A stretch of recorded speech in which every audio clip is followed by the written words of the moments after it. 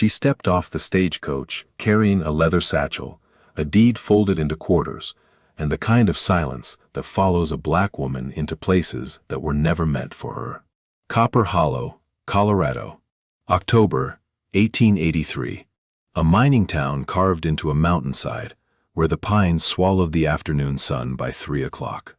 The kind of settlement that printed its own rules and forgot the ones written in Washington. Naomi Langston stood on the packed dirt road, while dust curled around the hem of her traveling coat, and every pair of eyes on the main street found her face before they found a reason to look away.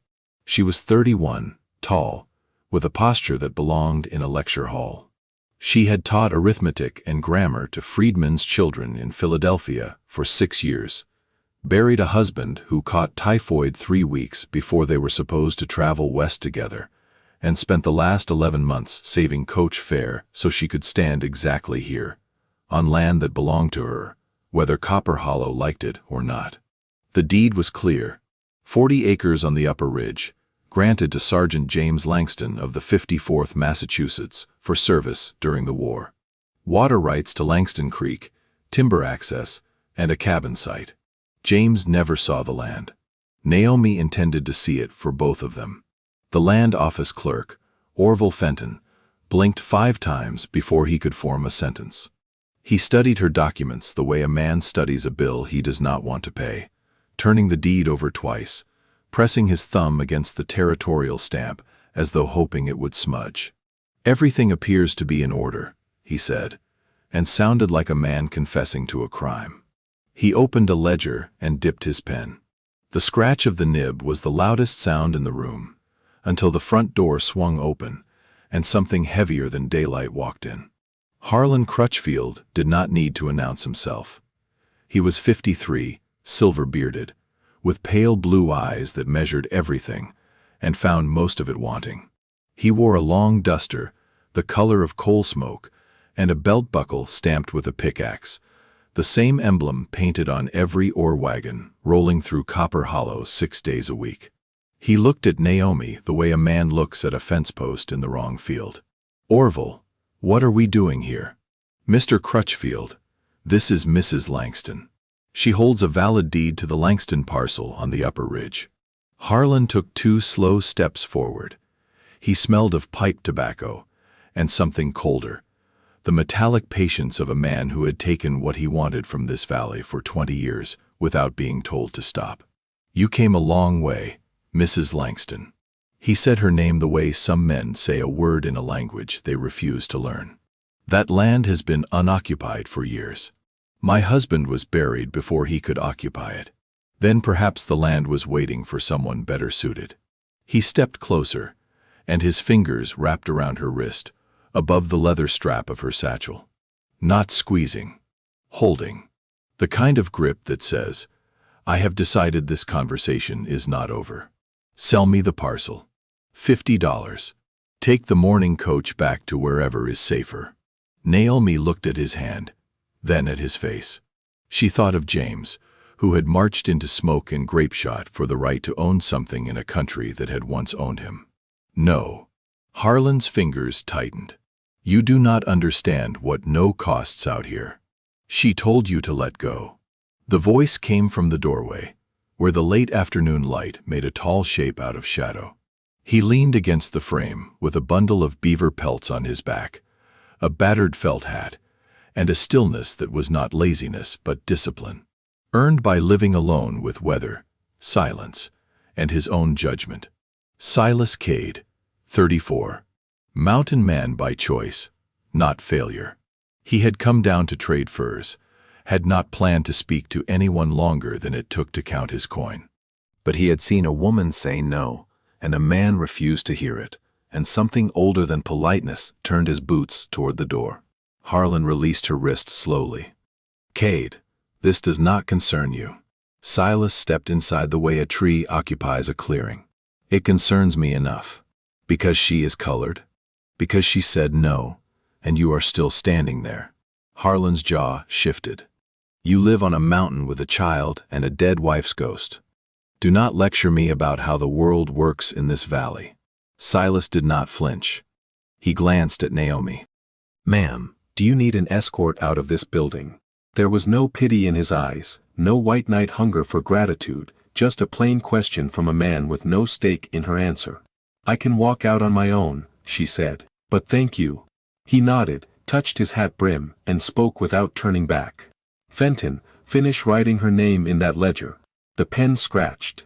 Harlan watched it like a match approaching dry timber, and the look he gave Naomi told her everything. This is barely the beginning.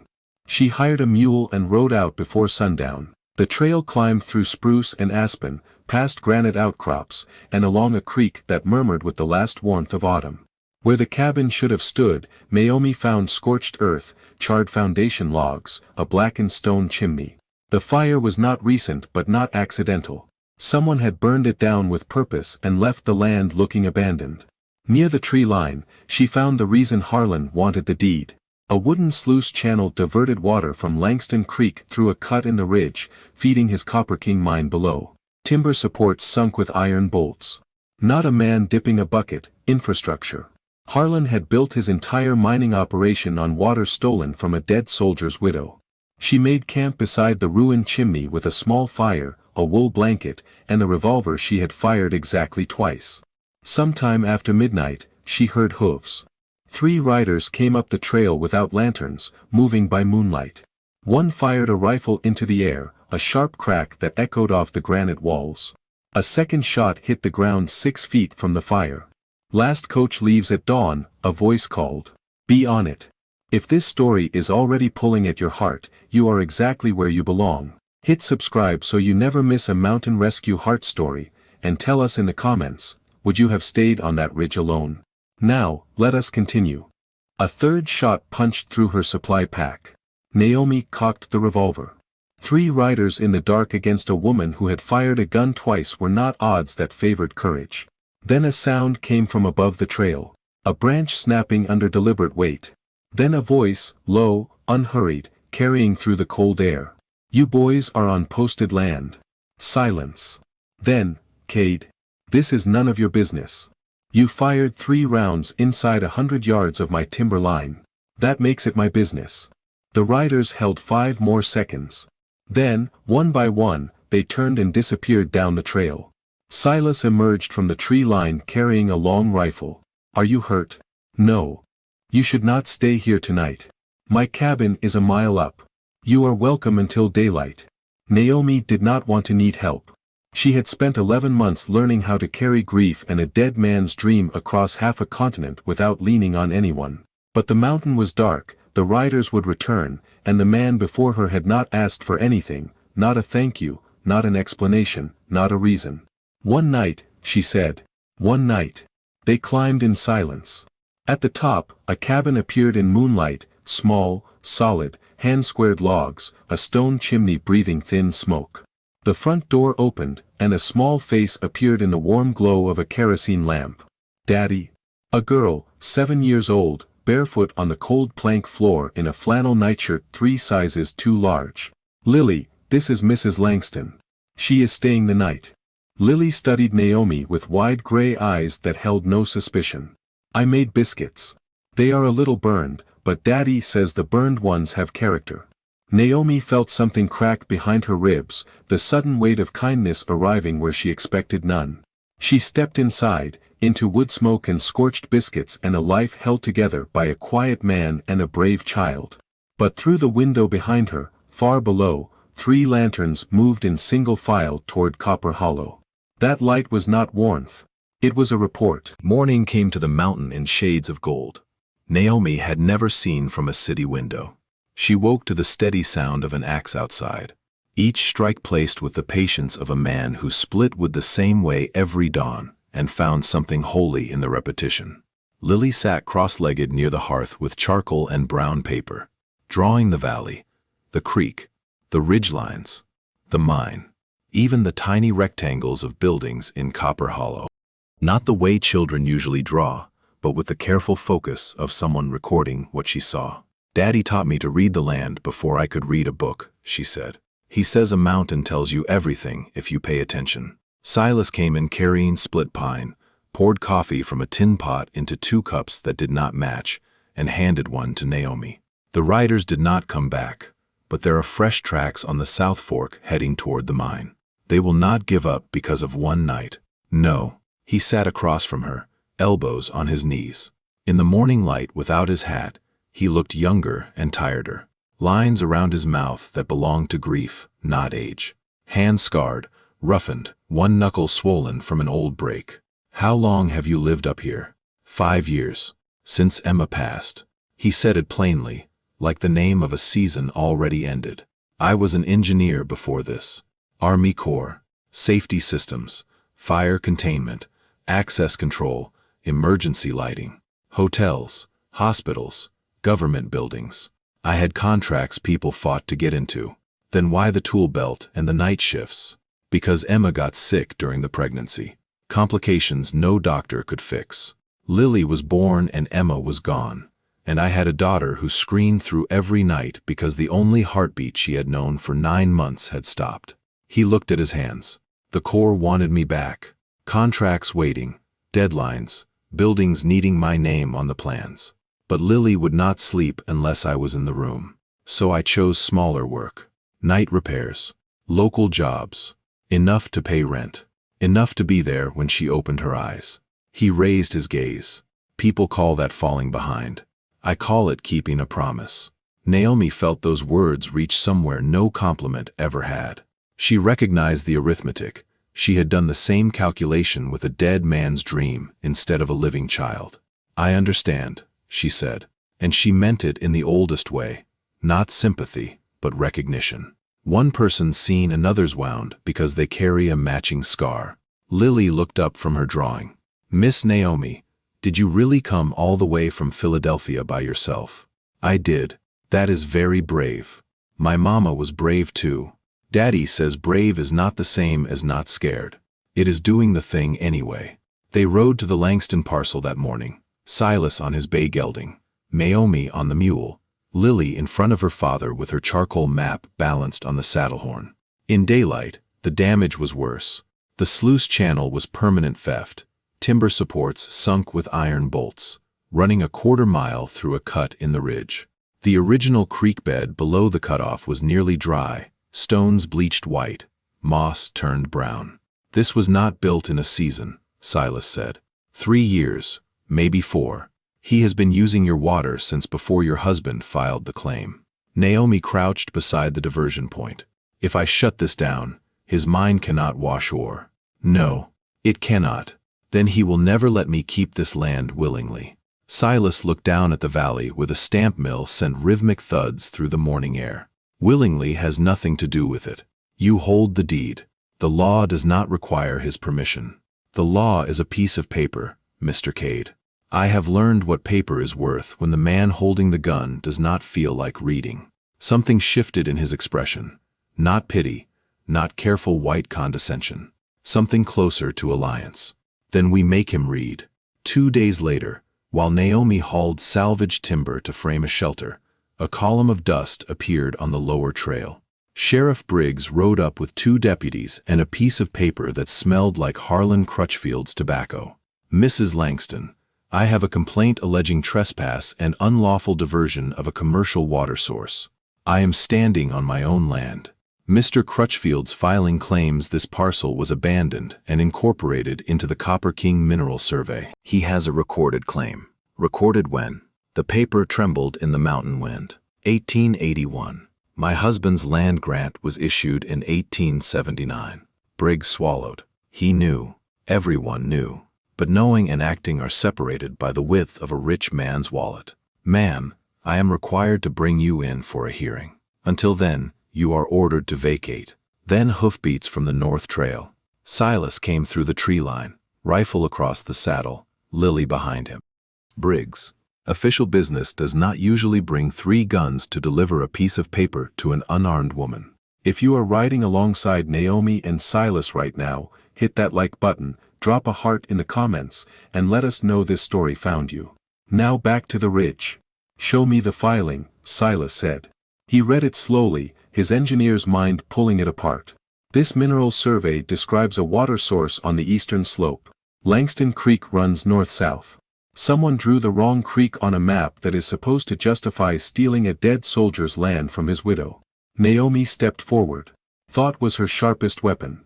Sheriff, I will attend the hearing. But I will not vacate. Because the order you hold is based on a fraudulent mineral survey. If you enforce it, you become party to that fraud. Briggs stared at her. People he intimidated did not use words like party and fraudulent. They begged, or shouted, or left quietly. They did not stand on a burned homestead and dismantle his authority with grammar. I will relay your position to Mr. Crutchfield, he said, and rode away. Lily slid off the horse and walked toward Naomi with her map in both hands. The charcoal drawing had grown, creek, sluice, mine, ridge trails, and arrows marking where the water flowed and where it had been redirected. In the corner, she had written in uneven letters, "This water belongs to Mrs. Langston." That evening, Naomi spread every document across Silas's table by lamplight. The original grant, the marriage certificate, the county transfer, and Harlan's mineral survey. She read the survey 5 times. On the 5th, she found it. The forged claim referenced the confluence of Langston Creek and the South Fork of the Copper River. But there was no South Fork. The Copper River had one tributary in this section, running northeast, not south. Whoever drew the fraudulent survey had invented a river that did not exist. What did you find? Silas asked from the doorway. A river that does not exist. Harlan's entire claim depends on a fork in the Copper River that was never there. If I can prove it at the hearing, his filing collapses. Judge Pruitt has eaten at Harlan's table every time he has ridden through Copper Hollow for the last 9 years. Naomi lowered her hands and looked at him. He was not telling her this to discourage her. He was telling her so she would walk in with her eyes open. Then I will need more than a missing river. I will need witnesses. People in Copper Hollow are afraid of Harlan. Everyone is afraid of something. That does not mean everyone stays silent. From the back room, Lily's voice came small and sleepy. Daddy, is Miss Naomi going to lose her land? Silas glanced at Naomi. No, sweetheart. She is not. But what came next was worse than a hearing. The following morning, a rider brought word, Judge Pruitt had arrived early, at Harlan's personal request. The hearing was set for tomorrow. And Judge Pruitt was Harlan's second cousin by marriage. Naomi stood on the cabin porch looking at mountains that stretched in every direction, and understood that the law she was counting on might have already been bought and paid for before she ever stepped off that stagecoach.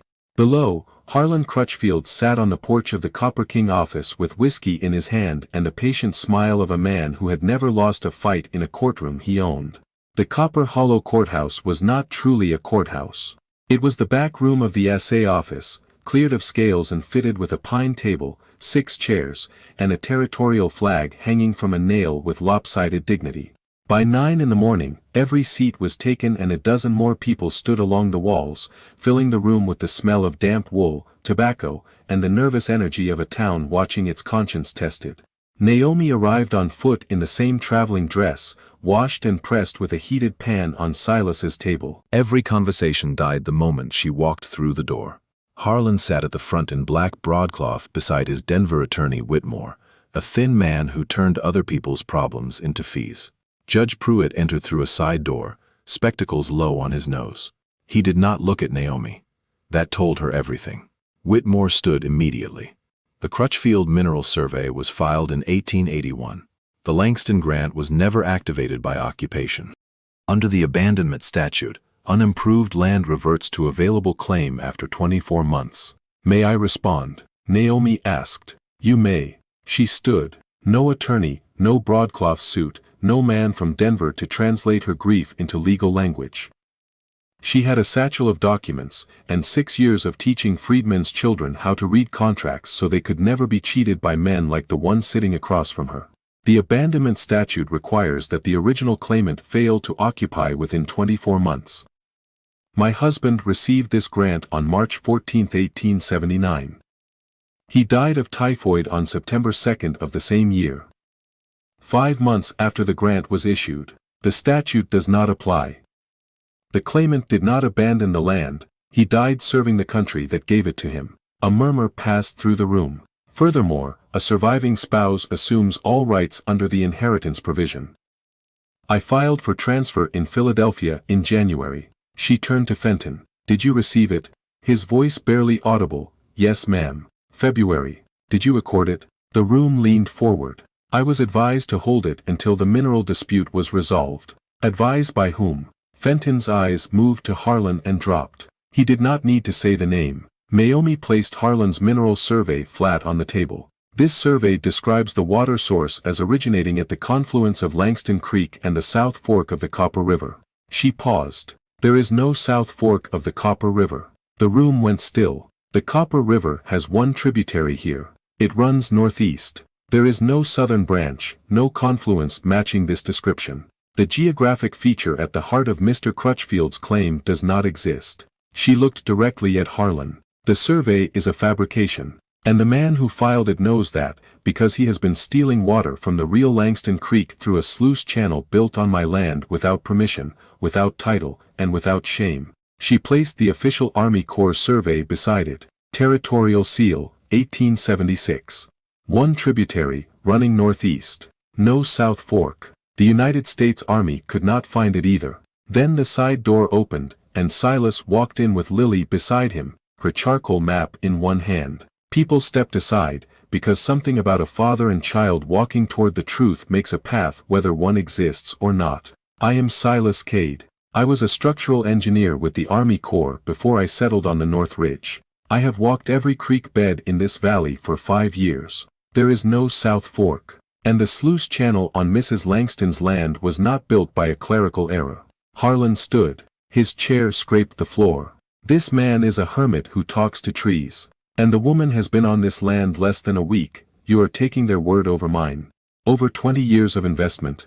I employ half the men in this room. That was his mistake. Not the anger, the word employ, spoken to men who suddenly realized they were being reminded of their dependence, not his generosity. Dutch alderman, who ran the feed barn, cleared his throat from the back wall. My well went dry in '82. Same year Harlan expanded the stamp mill. I always wondered where the water went. Martha Kinney, the general store owner, he bought timber rights on 3 homesteads. Every family sold because their creeks dried up. We all saw it. A third voice. A fourth. People who had been silent for years, not because they approved, but because they had calculated the cost of opposing him. Now a black woman from Philadelphia had read the law better than the man bending it, and the cost of silence was suddenly higher than the cost of speech. Judge Pruitt removed his spectacles, cleaned them, replaced them. The mineral survey filed by Mr. Crutchfield references a geographic feature that does not appear on any territorial map and is contradicted by multiple residents. He paused. The filing is vacated. The Langston land grant stands. Mrs. Langston is the legal owner, including all water rights. Mr. Crutchfield will remove the sluice within 14 days. Harlan searched the room for an ally and found none. You think this changes anything? I built this valley. Mr. Crutchfield, I survived the loss of my husband, 11 months alone, a coach across 8 states, 3 gunshots on my own land, and a courtroom where the judge is your cousin. I have survived worse than you every day since I was born. He picked up his hat and walked out without another word. Lily tugged Silas's hand. Did she win, Daddy? Silas looked at Naomi, and for the first time he smiled fully. Not careful, not guarded. Real. Yes, sweetheart. She won. The days after the hearing moved with the golden rhythm of a mountain autumn settling into its final warmth. Harlan's men dismantled the sluice under watch of the territorial marshal. The Copper King mine shrank, and with it, Harlan's grip on the valley loosened. Naomi rebuilt. Not the cabin James had imagined, something shaped by her own hands and what she needed, not what someone else had dreamed. Silas brought timber from his woodlot without being asked. He framed walls with an engineer's precision and the patience of a man who had forgotten how it felt to build for someone other than himself.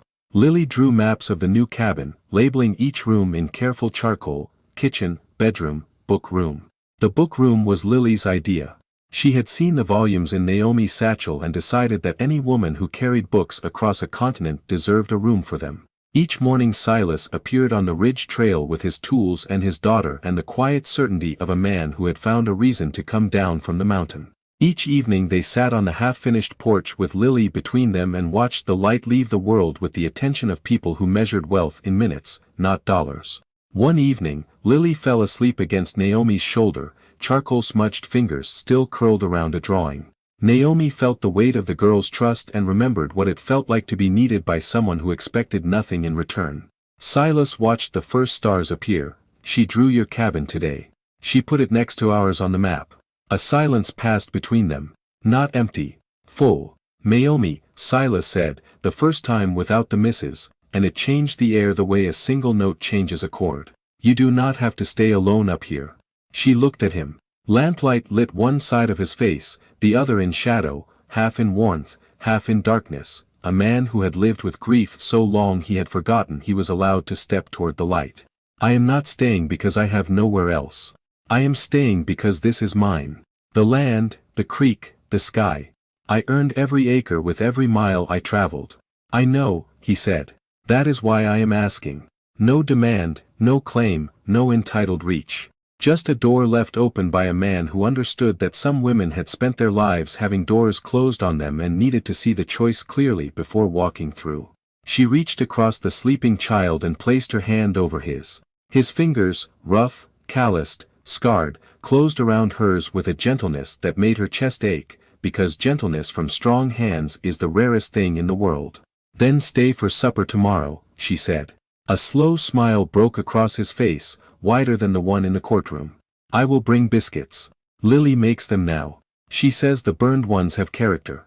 Naomi laughed, real, the first in months that did not taste like loss.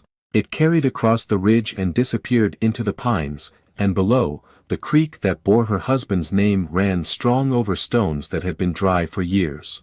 She did not know what morning would bring, or whether winter would be gentle. But she was not running, not hiding, not settling for scraps of a life someone else had outlined.